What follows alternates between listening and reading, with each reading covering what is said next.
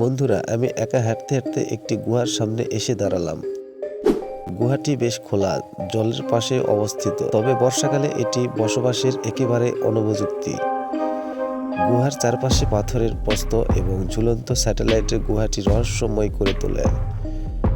গুহার ভিতর প্রবেশ করতে এক অদ্ভুত অনুভূতি হলো।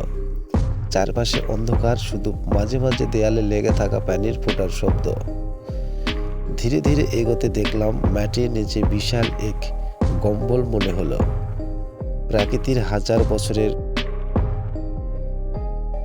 ক্ষয়ের ফলে এটি গঠিত হয়েছে। কিছু দূর যাওয়ার পরে হঠাৎ কিছু প্রাণীর উপস্থিতি টের পেলাম। প্রথমে ভয় পেয়েও বুঝতে পারলাম এগুলো আসলে বারুদ, যারা শত শত বছর ধরে এই গুহাতেই বসবাস করছে।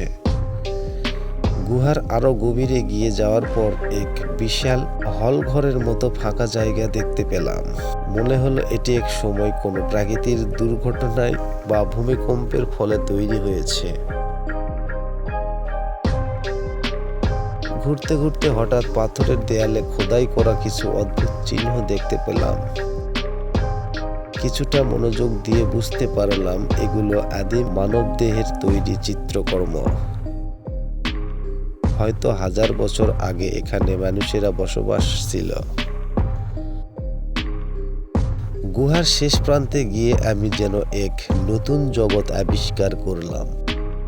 প্রাকৃতির আশ্চর্য ঘটনা, ইতিহাসের প্রাচীন প্রযুক্তির নিদর্শন আর অন্ধকারের মধ্যে লুকিয়ে থাকা রহস্য, সব মিলিয়ে এক অবিশ্বাস্য অভিজ্ঞতা।